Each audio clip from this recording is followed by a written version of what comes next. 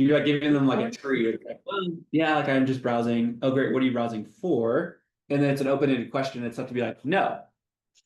Like that's weird to respond no to what are you browsing for? And how quickly from when you're getting the leads, you do know that they were browsing recently, basically would you able to do some?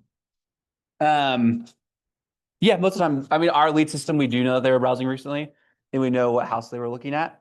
So I will, if you know what house they were looking at, if you're running Facebook ads and you know the ad that they're looking at, I'll send a picture of that house too. I'll say, hey, I saw you were looking at this house, and just the very first photo, where you look, did you want to set up a tour on this house? If they respond like, yeah, I was looking at the house. Do you want to set a tour, or are you just browsing? Again, just giving them options. I use Brevity and I use my personal. You're doubling. Same exact message? A lot of times, yeah. Okay. I found out that Brevity goes to spam a lot. Brevity gets spammed a lot. Also, blue text messages are just way more popular. I also have another CRM that I work with Michael with to send blue text messages out at mass. So don't tell Lindsay. Actually, Lindsay knows. Dave knows. Yeah, they know. I'm still using Brevity. So there's just multiple, like, it just depends on the lead source that you're getting. And so the other one that we found that works the highest conversion is old leads. It doesn't matter. It doesn't matter if they're old leads or just leads in general. If you have a name, a number, and an address, this is the one that works the absolute best. I'm going to pull it up so I can see it. And I don't care if they're a lead of yours or not. We send out, hey, a while ago, you were looking for your home's value. Did you end up selling? Space. If you were to get an above market offer, would you be open to a conversation? It converts so well. And here's why. The psychology, it was from Fellow, which is a lead source. It converts at an incredibly high level for multiple reasons. One, if they have been thinking about selling, if you're like, hey, you're thinking about selling, it's like, well, even if they are, they're not, like, I don't know you, but it's like this enticing offer. It's like, well, what is above market? And if they say yes, again, what's the next question going to be? If you were to get an above market offer, where would you move to next? So I have to know they're actually looking to move. So everybody who's actually looking to move knows where they're going next. I found that people who say, I don't know, aren't actually serious about moving. They're not thinking about it. But the people, because they'll respond back like, yeah, I'm moving to Kansas back to my in-laws house, or I'm moving XYZ place. With the strategy of asking them, about if they an above market offer, they would accept it. How do you transition from there when really there are no above market offers right now? So I mean, maybe there are some, but I haven't seen it. Well, you probably have to go through the whole, his whole script, and then he would probably, by the time he gets to that part, he's already answered that question or talked about it without them answering that question. Of like, okay, yeah, well, you got to price right, you got to do this, where you got to make sure, staging or whatever he does. By the end of it, those answers would already be questioned. Like, okay, we're going to put you on the market. We have investors, things like that. So they forget. Oh, really? 100%. I get caught. 9 times out of 10, I will go to the appointment and they will not be like, so what's the above market offer? They've like, really? It's crazy. I've had one person be like, so how do you get an above market offer? And we have a solution for it. Yeah. We work with a company. How many of you guys are actively working with a couple investors at any given time? Investors are your best friends in these scenarios. Because you can be like, well, I can get you an investor offer. Here's how my investors work. We weeded out a lot. On average, I can get you more than your commonplace investor. And here's why, is we've weeded them out. So there's an example. I have this townhouse we're going to do an off-market offer on. We'd offers come in at 230, 240, 250, and then one at 330. So when we say we're going to go get you more investor offers than everybody else, you'll know that you're getting the best price from an investor offer, which is a way to get above market. We also have this thing called Zoom Casa, where they'll come in, they'll give you 60% of your home's value up front. We'll fix it up, and then we'll sell it again, which will get you above your current market asking price because everything's ready to go. So there's a few different ways we had, like, I can handle that conversation if it does come up.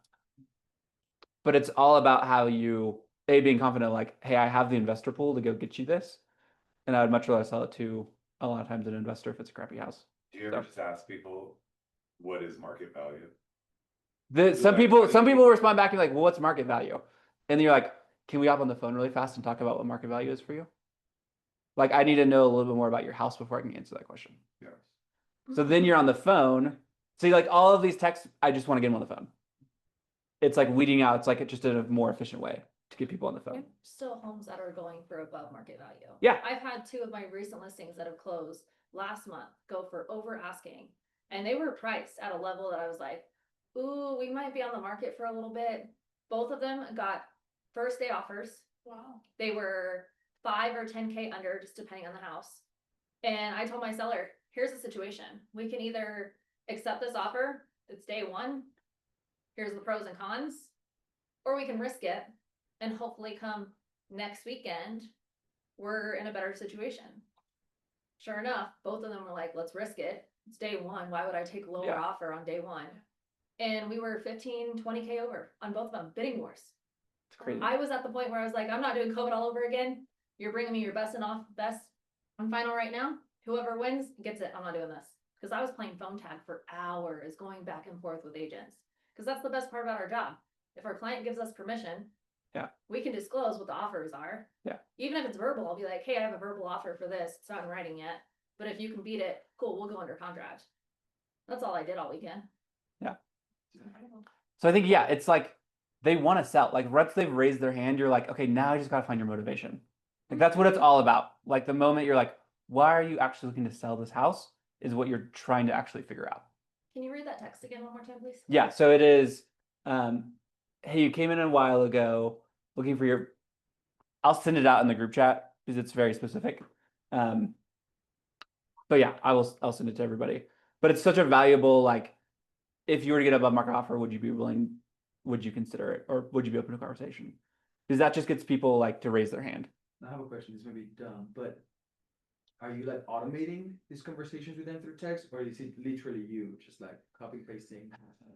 I will normally, I could have AI do it at this point and probably build it in and build it out. I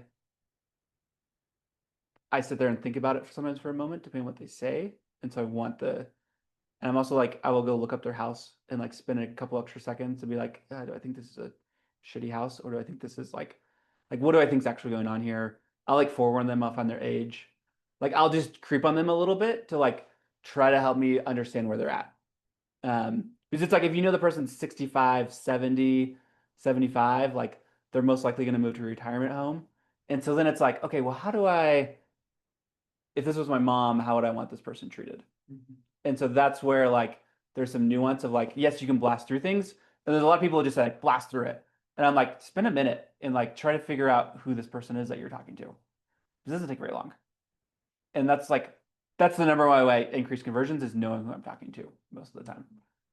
Because it's like an 80-year-old person's going to have a much different response than the military guy who's trying to get out of here. And they have different motivations and different needs. So, but yeah, I mean, that's a lot of the texting is like, hey, so the first text is 100 texts at a time. I will just blast out and then see who responds. And on occasion, you get the person who's like, I want $1 million for my house. And you like look it up and you're like, this is a $300,000 house. And you just ignore it. You're like, this person's not, like, I won't even respond back to him. I'm like, clearly, like, we're not in the same, or I will and be like, how did you come to that number? Or like, how did you determine that's your market value? But a lot of times I'm like, this person's just screwing with me. So, which is fine because I'm kind of screwing with them at the same time.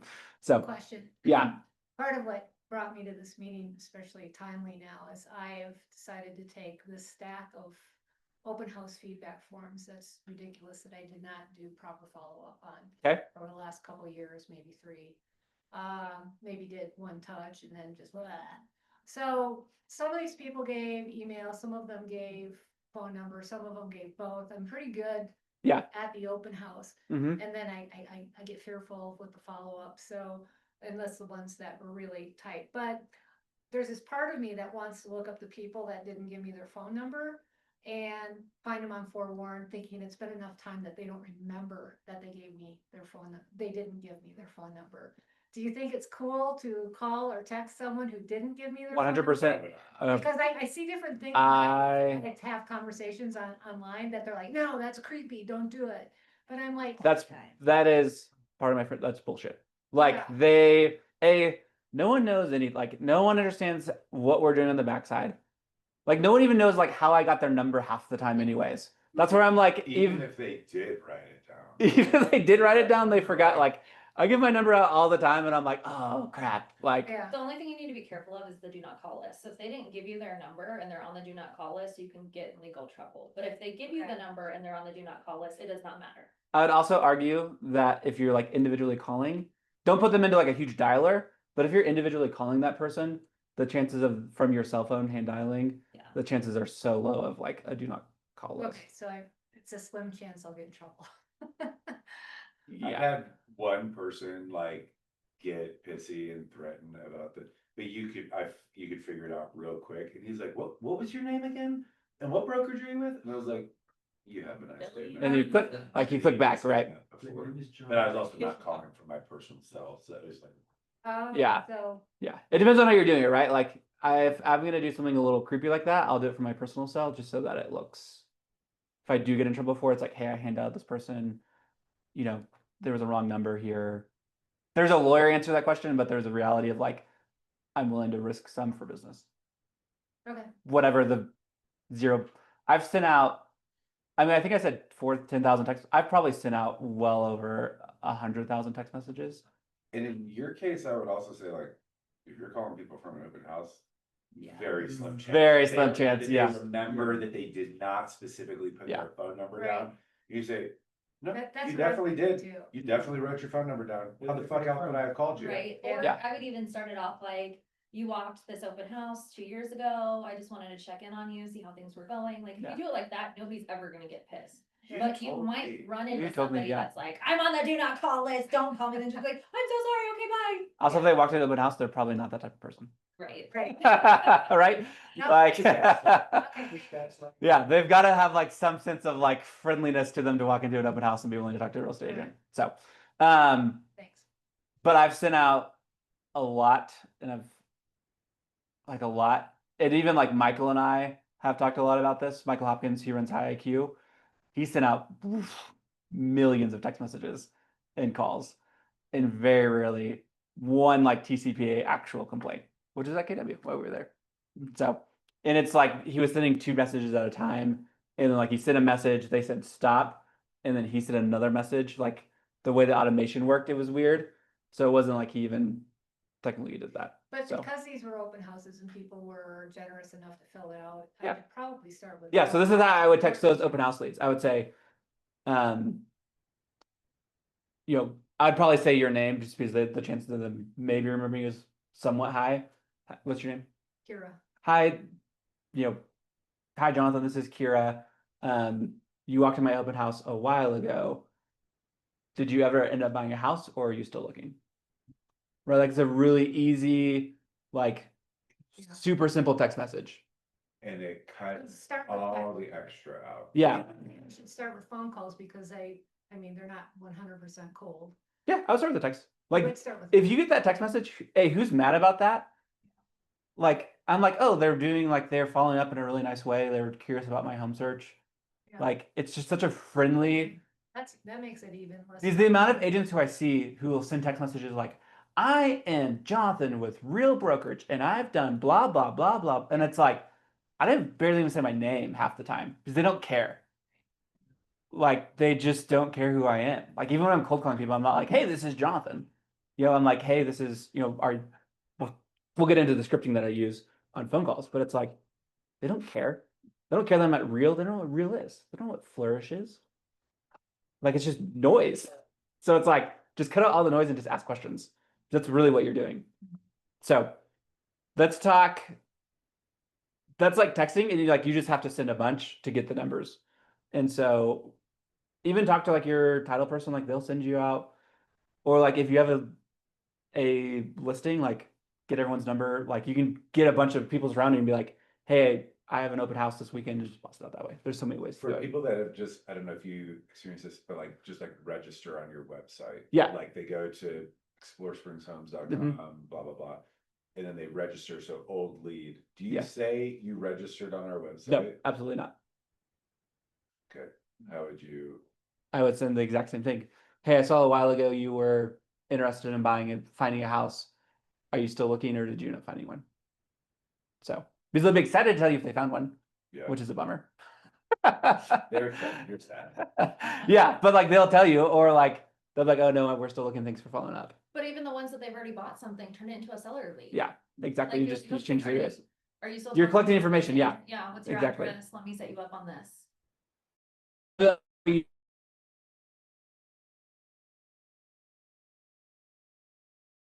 Get them on HomeBot, get them on some type of home value tool. The amount of people that I've talked to who've said, I am, oh, my lender sends this to me, or my agency sends this to me, and they have this like connection with them because they send this fake email on home value, is incredible. Like it is an incredible follow-up tool that like nobody understands. So then for our team, are you using Brivity? for I'm that, using or you- Brivity, yeah. So See, I haven't left HomeBot yet. I use they're both great. It doesn't really matter. One's cost money, one's, I mean, Brivity is free through our CRM. So that's what I like. It's just like you have to stay in, like, here's the deal though. If it's a new lead, even if they register there or they're on Instagram, they've probably clicked 6 to 8 different spots.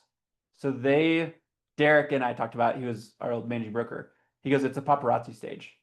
They're in this paparazzi stage where everybody's reaching out and everybody's like, blah, blah, blah. Like, I want to sell your house, blah, blah. Like, they just get bombarded and then they like shut down because they get too many. But then 3 to 6 months later, when no one's called them in a while, and you send that text message, be like, hey, did you end up buying a house? Did you end up transacting? You like, it's a game changer. Like it's 3 to 6 months because no one's contacted them in 3 to 6 months. And they're like, oh, you remembered to do this. So, and sometimes it's 2 years, sometimes it's 3 years. Like our average person is in our database 3.5 years before they make a move. Like the game that I play is just collecting as much information as possible and then doing my best to stay in contact. I used to sell high-end furniture and the average time to pick out a high-end sofa was a year. Yeah, it's just a long, and so like that's where like cold calling the database, like I don't know where they're at, but if I mass text out 100 people or 200 people, like I just get the hand raises. So, and maybe you'll cover this, but especially with that, like, and I mean, you experience this with like DMs, it's like, how do you keep track? Cause I'll forget, like, I'll start having a conversation with somebody, but if they're buried in like and you're sending out 300 text, I mean, just saying a number, 300 Yeah. text messages in a week, and then however many X reply. Yeah. Just like, are you like, yeah, what does that look like? Tasks, Uh, a lot of tasks. just So tasks like in your CRM. in the CRM, yeah, if you're not using it, you can't do this without CRM, in my opinion, or it's really difficult. So like understanding, like we have Brivity, I've used HiIQ, I've used Command. Like if you think there's a chance, just like tag it as like follow up 3 months from now. Especially depending on what they say. If they say 3 months, follow up in a month, right? It's just being slightly organized on tasks. I know. Got it. We use Lofty. But it doesn't, like all CRMs have a task, I'm sure. Yeah, they do. Everyone, Lofty, I'm sure has a task. Yeah. And so putting that in, also sometimes just communicating enough, where sometimes you'll like 6 months later, you'll text the same group of people and you'll just get lucky and be like, oh yeah, I forgot about this person. And they responded back to the same text message. So Also, just as a little thing that I discovered, Trello, which can be free, is Yeah. a very cool prospecting program. That's Candace's Yeah. hot tea. I've probably lost more business than I want to know for not setting tasks though. So Yeah. no, it's hard. And you forget and it's okay.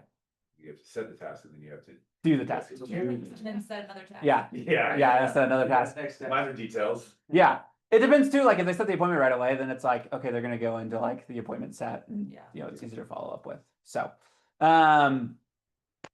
let's talk actual, like, this is what I do if I'm cold calling. There's a couple things. So I'm gonna use the framework is LP Mama. How many of you guys have heard of LP Mama? You have? All right, I'm gonna cross a couple things out. Actually, can I have one of those just so I have a. So there's stuff in here that this is like the framework of what you're trying to get out of them, and it's asking questions correctly of them. But there are ways you can do this really well, and there's ways you can do this where you piss people off. So I'm going to talk through, and there's ways you can do it where you make people feel awesome. So it's like a whole game to me of like asking the right questions in the right way. So why would you be calling over texting? What's your distinguishing? So this is like you get on the phone with somebody. Yeah, but what makes you like, is it because you've been texting someone, you feel like you're used to a phone call, or you just? So, as you build up the lead system and you have people like in a home bot or some type of tracker and you see that they visited your website again or they looked at their home's value, sometimes it's easier just to call them. Depending on the lead and. Depending on the lead, yeah. And if it's a brand new lead, I'm gonna call them and text them. So, but like, there's still 20% of the people who pick up the phone, right? And so you have to be like prepared to talk on the phone always. So I'm just gonna role play a typical conversation. Who wants to role play with me? We'll do it. All right. Nice, Javier, let's Okay, go. I'm gonna say you're a lead who recently looked at their home value online.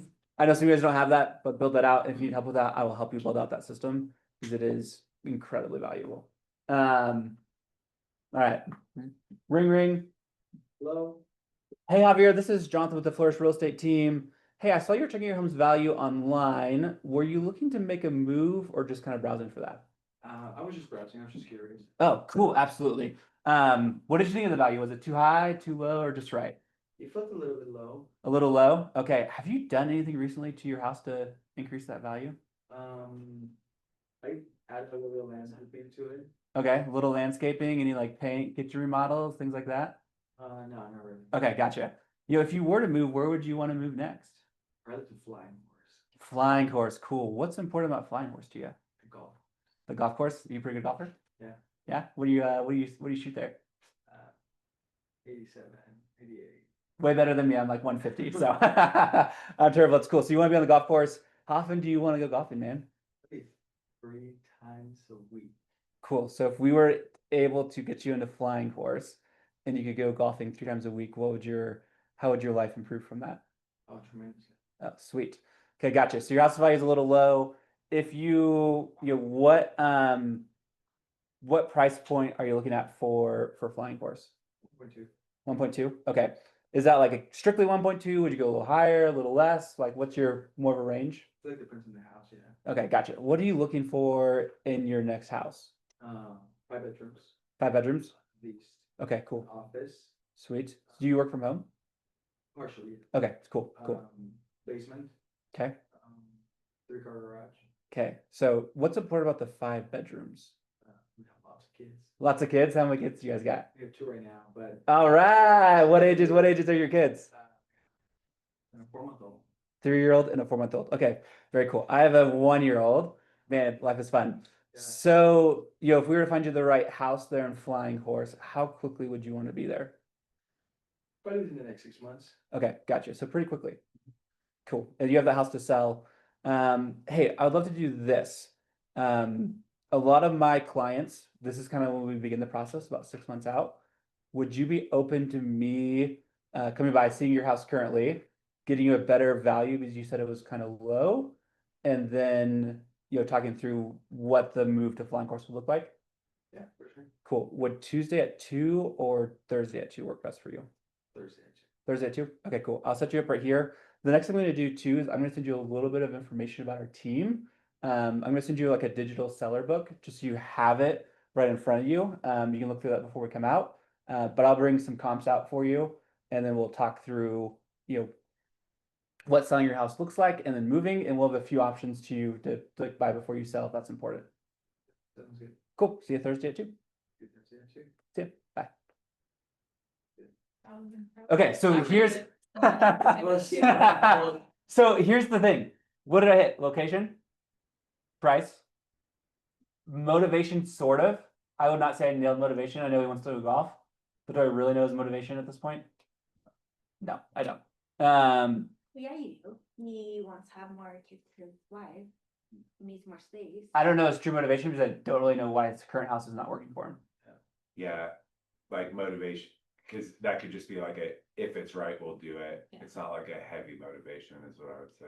Yeah. The only thing I feel like you missed was the agent and the mortgage. 'Cause So- you set up the appointment, Here's two things. I never ask agent anymore. okay? Ever. Just cross it off. Here's why. It is so confusing for consumers. They do not know what you mean by, if you're gonna ask that, ask, have you filled out paperwork with another agent and signed it? Don't ask them if they have access right to buy or sell. I think the way that Sharon asked that question is, has anybody Anybody taken the time? Yeah, it's time it's to off the sit script down of that. with you and talk you through the selling process? Yeah. Cause that's like an indirect way of saying, has a professional sat down with you? Because if you say, do you have an agent? It's like, do you the response I normally get? Oh, I have a buddy who's an agent. Everybody knows. Everybody. Everybody knows an agent. It's like their default is to think of like, do I know any other agents' shit? Am I forgetting? Yeah, Right. like, should I be talking to that person? And if they do have an agent, they will tell you pretty quickly. Yeah. Yeah. Like, I think consumers are smart enough, like, if they've signed something with another agent, they tell you.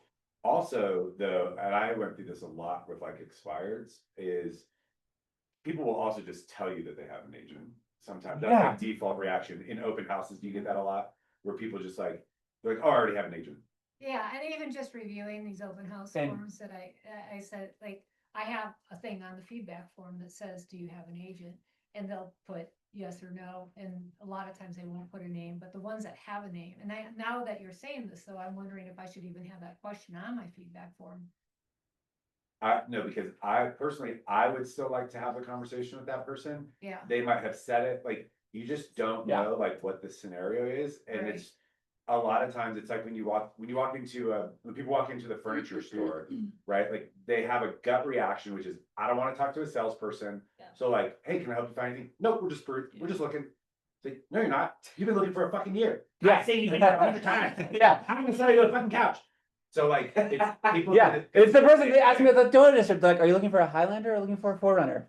And I was like, I don't know, I'm kind of torn between the two. And I was like, hey, like, I know exactly what you're doing to me, and I love it so much. Because like, you're not like, I am looking for one of these two cars. Like, it is on my mind. I'm not gonna buy today, but like, Also, I think in this scenario, my opinion, Yeah. your thoughts, but like, do I care if they have any, like, I like the question that Sharon asked, has anybody taken the time? Cause it actually positions you as like, it's a value proposition. it's a value Has proposition. anybody taken the time to like sit down and, cause the market's changed a lot, to talk to you about what it looks like to sell your house in 2025, not 2021, last time you did it, but in 2025. And they say yes, they say no, but like, do I care if they have an agent if they're not gonna offer that information up? No, because I'm not sign crossing. I didn't fucking know. okay. Nobody told me they had an agent.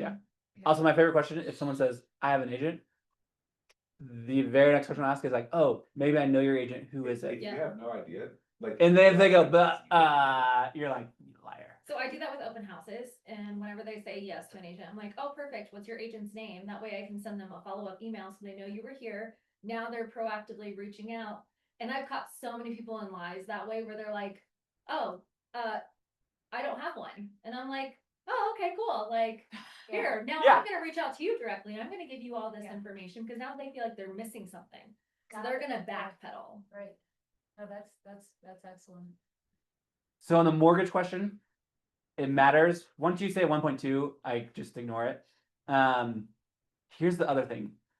I do not ask anything about mortgage. The very first question I ask on this, you can just cross this out, is are you paying cash? If you say, are you paying cash, people immediately think you're taking them seriously and they feel good. But you have to like kind of laugh because they're gonna be like, haha, no. And you're like, huh, it's okay, most people don't. They're gonna have to get a mortgage. Have you spoken to a mortgage lender about it? But it's like once you're, again, it's a feel. I'm like, Javier sounded like he probably was good to get qualified, and I'm willing to waste an hour with him in case he's not. And he's selling a house, so I can see his equity pretty quickly. If I need to call back and be like, hey, do I need to bring a lender with me? I'll do that. I don't do it very often though. So, and then if you're asking them about like how much do you owe on your house, I never ask that anymore. I go, is your house paid off? Right? There's like some subtle changes there. Like people just feel really good if you like assume that they're in a really good financial spot. Yes. Flatter them, yeah, without even like knowing it. Are you asking those questions when you're face to face, or are you asking that on that same phone call? Normally I ask it on the phone call, like because sometimes I'll like after we set the appointment, I'm like, hey, to help me prep for the appointment, can you tell me like how much you owe on the house, or is it paid off? Is the question I ask. So sometimes I'll do that like after I set the appointment and then ask more questions. So there you know I'm meeting with them. Especially for open door leads, I do that all the time. I set the appointment, and then I'm like, I need to get this information from you so I can prep for you. So, and like if you also frame it as like I want to help prep for the appointment, it feels like you're not wasting time. So like that's always a question of like, tell me prep for the appointment. You can ask some more personal questions. Yeah, Aaron Novello is totally up. But Aaron Novella has like a whole pre-qualifying script before you go to somebody's house, which is remarkable because when you work through that whole script, and I literally will just like read that script to him because there's so many questions. This is like this is got a solid appointment. Yeah, this is like the next. There's a bunch of pre-qualifiers. Yeah, it's this part. I feel like it's so important because at that point too, like you ask all these questions versus like you and I called the same lead. I asked them a bunch of fucking questions before we go. They've answered all this stuff. You just set an appointment for Thursday at 2. Like I'm already working with them. There's zero chance that you're gonna beat me when we show up at the house unless I show up like a scrub. Yeah. Because you've already gathered. You're already working for them. Yeah, you're already exactly. And so, but I also got a lot of information just from that initial phone call. So, but to pause and say, hey, I need some more information from you is freaking great. So, but sometimes I'll like, oh, I forgot one of these things. Because this is all like the framework is just like, what information do I actually need to can I help them? And then is it going to waste my time? So it's not really help you, mama. It's more palm. Yes. Price. So would you never give people actually a form to fill out? You would prefer to actually ask them questions? Yes. Okay. I don't think I've ever sent a form to anybody. I have a form that I print out, the one that we got from our team. Oh yeah. And I'll go through that when I'm on the phone and I'll just fill it in. Gotcha. But I never give it to them directly. Right. I do be sending hella forms, but it's Really? But it's different. Like I to like somebody that I know I'm gonna work with. I have a buyer questionnaire and a seller questionnaire. I should probably do that. It's a Google form. Yeah. It's literally like, hey, will you take 2 seconds to fill this out? It'll just get us on the same page before we get a call. Yeah. And it's like the address. It's the most basic questions. It's literally like 6 or 7 questions. And it's like it's super easy. Yeah. I do that with buyers all the time. That's really easy, but sellers, And you only do that with people you know, right? no. I mean, our business is a little bit different. Yeah. Like we don't use Z-Buyer, so we don't have like the Zillow leads and stuff like that. We don't have like super cold. Like I wouldn't sell somebody that registers through our website. I wouldn't send it to them unless we've like had like legitimate back and forth, even if just in text, legitimate back and forth. And then like, hey, we're gonna talk this afternoon at 3. Would you mind before we hop on the phone? Would you mind filling this thing out? And the other reason that I do it a lot is like I use it when like if somebody sends me a referral, that's like they put us in a 3-way text. That's the first thing that I do is I send them the buyer questionnaire. Like, hey, great to connect with you. Let's hop on the phone later this afternoon. In the meantime, would you mind filling this out super quick? Because that puts them into the CRM. If they're already in the CRM, I don't really care as much. Because it's a lofty link for us. I'm sure Brady has the same thing. Yeah. So sure it does. that's why we do that. We should look into that. We should look into that. Makes sense. Yeah, I'll show it to you after this. Okay.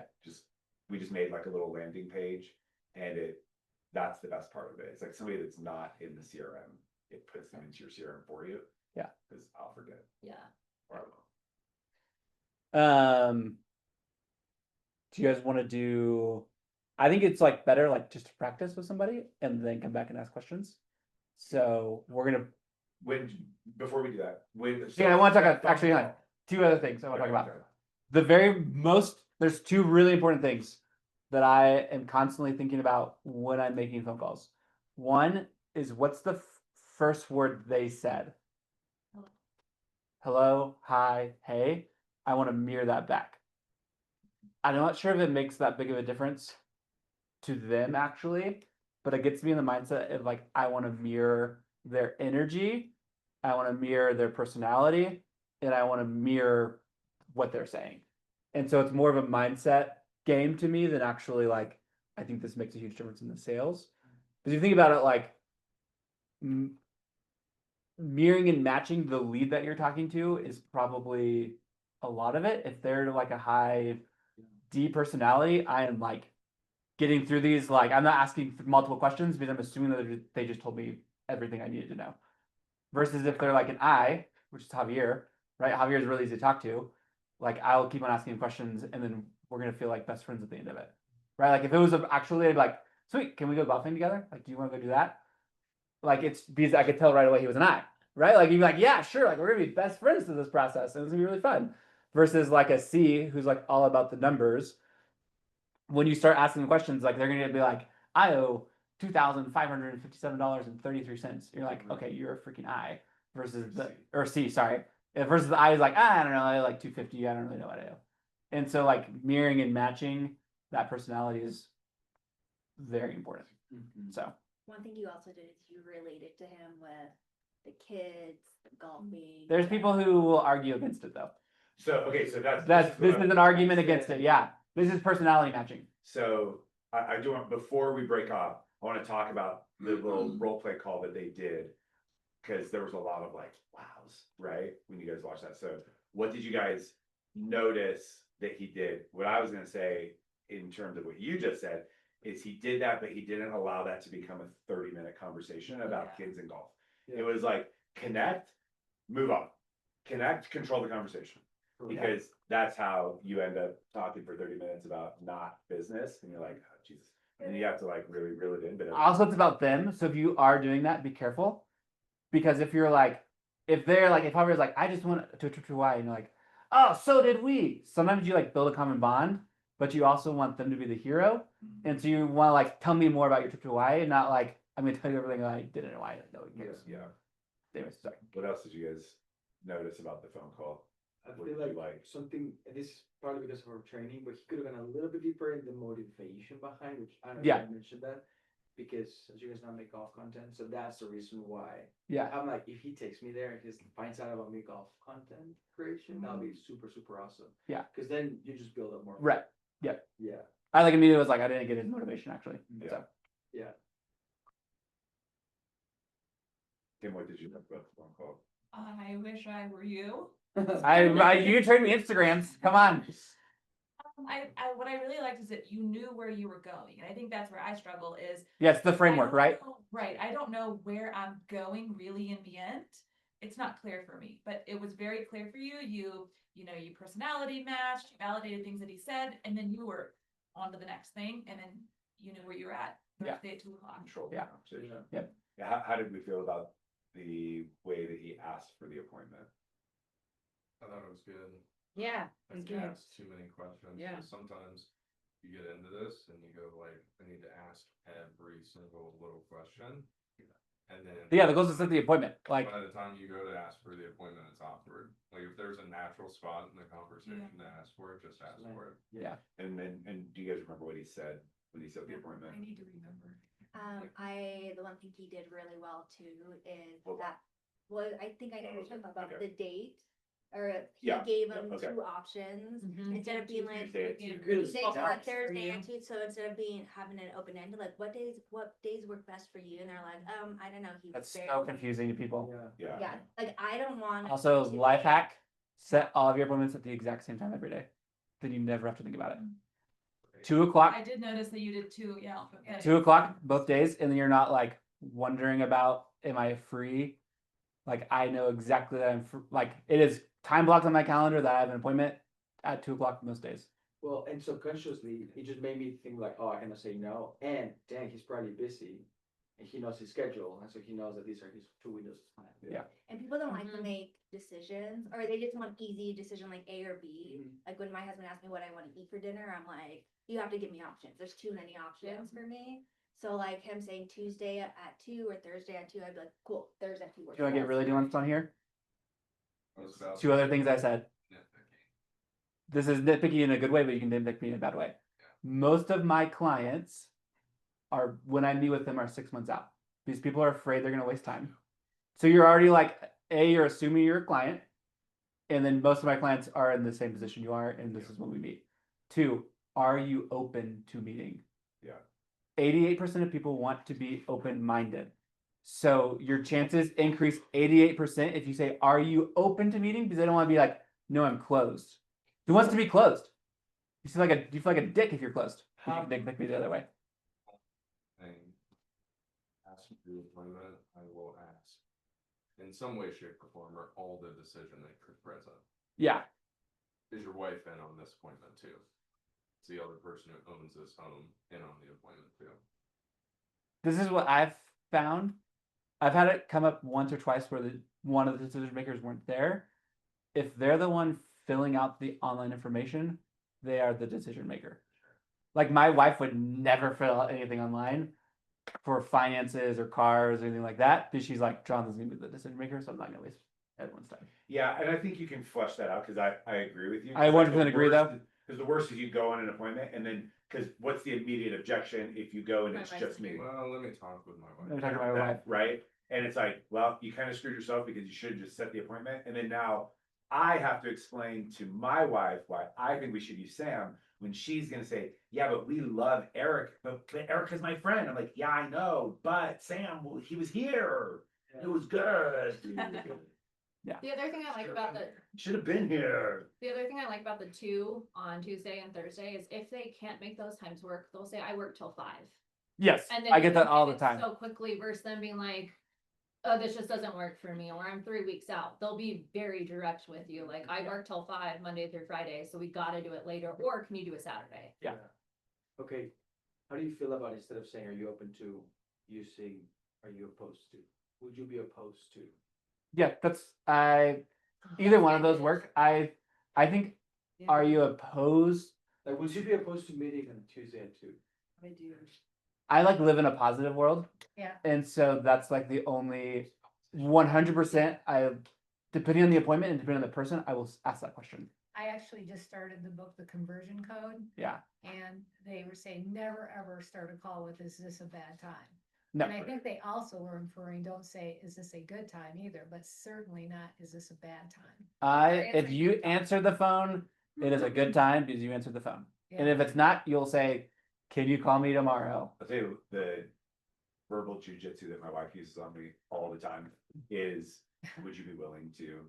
So it's the same framework, like, hey, would you be willing to chat about this? Would you be willing to meet on Tuesday? Would you be willing? What I like is when you set the appointment, because again, if you guys remember, for those of you that were at Surge, when you set the 90-day, your plan, one of those things was like, it's appointments above all. Like you're wasting your time if you don't have the guts to ask for the appointment.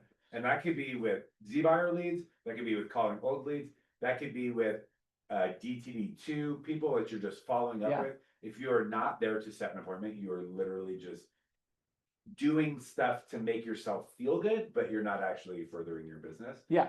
I would imagine I've had this conversation. I've had a few DMs that come to me on Instagram. It's very rare. But like it's the exact same conversation, right? Like this is the framework for which I use to do everything. And are you gonna do you have like actual scripts that we can see? Cause I think like my struggle is when it comes to the appointment, because we are still relatively fresh. Yeah. Is have I asked enough questions or established enough repertoire? I'm also kind of an awkward person when it comes to life. So cause I'm just very forward. And so I have to be like, okay, don't be so forward. Like you said something in the beginning. No. Okay. Hang on. Where you're like, don't just say, can we Stop. have an appointment? That's how I think. Like, hey, I'm gonna ask you for an appointment, so let's get this going. I'm gonna framework here you. I'm a homeschooled nerd. Like I am a very awkward person. I was homeschooled too, through 12th grade. Let's go, baby. We're double trouble. Yeah. So I think the mindset of like I'm being direct, people would much rather. I've asked people appointments. I've asked for 5 appointments on the same phone call. Hey, can we meet? And it's like if I ask too soon, I'll just go to another question. Oh, really? That's what I'm worried about, asking too soon and someone shutting down, and I'm like, damn it. But that's okay. That's okay. It's just the first time that they did. Like it's again, you walk into a furniture store, you are there to buy a fucking couch. Like what else are you there for? But as soon as Kara asks you if you're gonna do that, you're gonna be like, no, and so she's gonna follow up with you in 20 minutes, like with better questions. It's what they did at Toyota, right? Like it's just the first time because it's the gut reaction is I don't want to talk to anybody, I don't want to set any appointments. So here's a magic thing. If you get to over 2 minutes on the phone, you will talk for about 8 to 10. The first 2 minutes, they are only trying to get you off the phone. Literally, it's like I like sitting in it's like a boxing ring. I'm like, I'm gotta be here for 2 minutes. If I get to 2 minutes, most of the time I'll get the appointment. What I like about when he set the appointment is he gave him a reason to set the appointment Mhm. too, by the way. Mhm. That was what we haven't talked about Yeah. yet, was when he set the appointment, he went back to, hey, this was actually a Yeah. nitpicky thing, but he was like, hey, it's probably best effectively if I come over to your house and take a look at it so I can give you an actual value, because your value, like you already said that it was like low. Let me come take a look at it. There was a word that he said that I personally didn't like. He said, so I can give you a better value. I would say a more accurate value, or like a realistic Yeah. value or Yeah. range of where we could sell your house at. But that's like, I'm giving you a reason for me to set the appointment. It's not just, let me come sign a listing agreement with you. Yeah. It's, you know what? I'm gonna need to come take a look at it so that I can give you a really a type Yeah. realistic. This is list. this is the language around it is logical next step. What's our logical next step here? So sometimes the logical next step is for me to call you in 3 months. But you always want to like, even if they're like, hey, I'm selling in 3 months, the logical thing to say is like, can I call you in 3 months? Is it okay if I call you in 3 months? He's not gonna say no. Like I've had very rare people, like maybe 1 out of 100 will be like, no, don't call me in 3 months. You're like, like I'm gonna move to the next person. Why are you asking that with a yes or no question instead of just being a little bit more direct, like, hey, I'm gonna follow up with you in 3 months? Yeah. Or I'm gonna Um, follow up with you every other month until we're at that 3-month mark. I think asking permission from somebody to call them back gives you a higher chance the next time. Because they're inviting you in. They're Like, inviting you they're in. gonna They're take like, that and then you call and you said, hey, I said I was gonna call and What? you know, Never been told no. I've Like, never been if told you no. person. Yeah. So I like I went to an open door lead yesterday. Yeah. And they're like, oh, we're 6 months out. I'm like, that's perfectly fine. What I'm gonna do is I'm gonna follow up with you every other month. I'm gonna see if you have any questions and I'm just gonna be a resource for you. Yeah. I think it probably Oh, depends on the so person I'm that's- talking to, right? Yeah. Like again, it's a mirroring matching personality thing of like, do I think this person's gonna like it more? Like or it's like, is this person really passive and like I'm gonna have to do this? Or if I invite them in, because like what I do on those is like I'll be like, great, what I'm gonna do is send you like a video market update every month for you. And they're like, okay, great. You know, or whatever the next follow-up step is. But again, the logical next step is where you're getting to. Like that's what you're always like, even in these questions, it's like everything's a logical next step. The logical next step is for me to ask you about price, because without price, it's going to be tough to know if you can actually get the flying horse. The logical next step, okay, now what is, you know, your motivation, which is tough to get to. Motivation is like skill level mastery. Like because once you find that out, you just hammer that thing. So how would you handle the situation if his number was actually lower than the average in flying horse? Can you role play that real quick? Yeah, does it, Sure. What's the average price point for flying horse? so, I mean, right now the homes I saw is between 1.2, 1.6. I was just in flying horse actually. There's a 600,000. I was at a 650 listing appointment. Let's say your budget's 500 and you want to be in flying horse. Okay. So, All right. So Javier, yeah. So you want to be in flying horse? Your budget you said was 500,000. yeah. You can do Gotcha. 510. Man, that's awesome. I love flying horse. Have you 510? Question: have you looked at any homes in flying horse so far? No, I haven't. Okay, gotcha. So hey, I'm a local expert in flying horse. It starts about 600,000 for most of what I've seen. If we were able to find you something really close to flying horse for that 500,000 price point, would you be open to that? Yeah, I would. Okay, gotcha. I think that's probably how I handle it. Yeah, they're like, great, Mhm. 5 stars. For free. Some days, but also like no, like this is be an asshole. I'm gonna call you Yeah. Yeah. because this is way too easy. So be an asshole. Same, Kyle. same conversation. Similar, no, it's asshole. I'll start from the beginning. Not like complete asshole, but like pretty, Partial. Yeah. like 90% asshole. Yeah. Ring ring. Hello. Hey Kyle, this is Jonathan from the Flourish Real Estate team. Hey, I saw you're checking your home's value online. Were you looking to make a move, or were you just kind of browsing for it? No, man, I was just looking at it. Yeah, absolutely. What did you think of the value of the price? Too high, too low, or just right? I mean, of course, I think it's low. but- Yeah. Yeah, I mean most people do right now. Hey, if you were to make a move, where'd you want to move next? And I said, I'm just looking at the price. I just wanted to know what the price was. Yeah, absolutely. Were you looking to like do a refinance or anything like that, or just browsing for kicks and giggles? No, I was mostly just browsing. Yeah, absolutely. Hey, I totally get that. If you were to move, what price point do you think you'd want to be at next? Yeah, man, I was just looking at the thing, we don't really have any intention of moving. Yeah. Hey, question. Your current house, is it currently working for you, or if you were to find something better, Yeah. would you? Oh, it's working for you? Great. Hey, what's working for you about that house? What are we doing here? Yeah. So I'm a local real estate agent. Yeah. I saw you were just browsing for value. Hey, I wanted to make sure I was doing my job of always keeping track of my clients and people who I like. What do you think of the value that you saw? Man, that's great. So I see on here that we're pulling a value of 500,000. Here's the interesting about it. It's all AI. Would it be helpful for you to have a more accurate understanding of what your home would sell for in today's market? Probably depends on what that entails. Yeah. So there's a few different ways we can do it. Hey, tell me a little bit more. Have you done any recent updates to your house? Yes, yeah, we just redid the kitchen. Oh, sweet. What did you guys do on the kitchen? Put in new granite countertops, backsplash. Not like 100% remodel, but I'd say like a 60 or 70% remodel. Oh, sweet. So it sounds like you guys should have been on HGTV the last couple months then. God bless. Was that you role play, or was that you? Just being annoyed by me. Yeah. I mean, man, those kitchen remodels are tough. Man, it's like one of the biggest changers in home value. Hey, would you be open to me swinging by next Monday at 2:00, and kind of get you a better idea of what your home would sell for?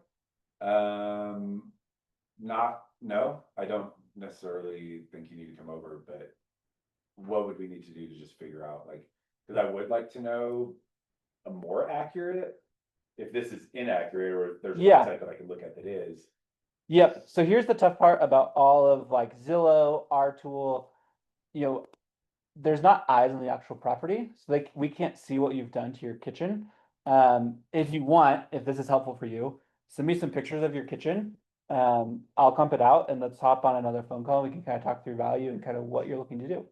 Just for the record, that was exactly what I was hoping. Yeah, great. Because I was like, literally just now, I was like. Logical in my next head, I step. was like, I don't want him to come to my house because I don't know him. I'm not really trying to move. I just want to know how much my house is worth. And in my head, I was like, I hope he just ask for pictures because I can just send him some fucking pictures. Yeah. That's easy. Logical next step. So What's the logical next step there? Like you Yeah. told me no on the appointment. I really don't think you're trying to move. it's still on. Okay. I don't know if you're looking to move. Like I really don't know anything about you at this point. Yeah, we're just trying to make sure that we know how much our house is worth, so for future planning. Yeah. But those are often conversations you're getting. It's just like, hey, I always get a laugh on the HGTV one. Like every time. If they've done, here's another thing. People love to talk about things they've done to their house. It's not It's so easy. people will tell me like 3 minutes about things they've done to their house and they think it's the freaking bee's knees, and I'm like we painted our living room brown and we did blah blah blah, and like we did the hot water heater. Like I think our house is worth so much, and I'm like, people just expect a functioning water heater. They don't care if it's 3 years old or 1 year old. Like, but it gets them talking about what they like to talk about, which is their house. How do you keep going when, like, the beginning of that conversation was uncomfortable? So how do you keep going? I would just hang up. Did anybody time that? Because how long did he keep me going? Yeah. So and my tone changed at about like 1:45-ish. Give or take, yeah. Like that's when because like I said no to the thing, and then he finally offered me some value that was not. It's like, I'm not selling my home. I just want to know this. And then at some point he just got to like, I kind of asked the question back, like, well, how can you, where can I get the value? Like once you said, well, how can I get the value? It's like, I'm going to go for the appointment first. In my mind, I was like, he's going to say no. Yep. And so where am I going to pivot next? Which is probably, and then you pivoted, you helped me because you're like, well, I just need to know the value. I don't even want to come over. And it's like, I can't see the kitchen. I don't know what you've done because the kitchen could be complete shit. So I don't want to give you crappy advice. When it's hard, it seems like for someone to be a dick for too long, anybody. So it's like They'll hang a out. time Yeah. to I would- get off, or yeah. if it's like a minute and a half, it's hard for someone to keep that going. Because if they're not looking to sell, is that why am I personally offended that this dude wasn't looking to sell? Was it like, was he mad at me? No, like he just wasn't looking to sell. Yeah. Like it's like me going to a car dealership and being like, I'm not ready to buy. And some people are literally, they just want to know what their home is worth because, especially C's. Yeah. Because they just want to know and they keep track of it every month. Like Mm-hmm. I keep track of it every month just in case I need to pull out a HELOC or some shit, right? Like, Yeah. So I just, A lot of times in that scenario, if it depends on where the lead's at, a lot of times I don't start with the home value question. Like they're not at that point. So then I'll be like, hey, what I can do is I'll set you up on a home value search. They'll send you your value every 2 weeks. Let me know what you think of that, and we'll go from there. That's more likely the scenario that happens there, is they're not currently looking at our home value tool. and then, so this. And then one- I'll text them the home value too. Yeah, and this one came through the website, so you already have their email and like. I confirm email address though, because people lie. Yeah,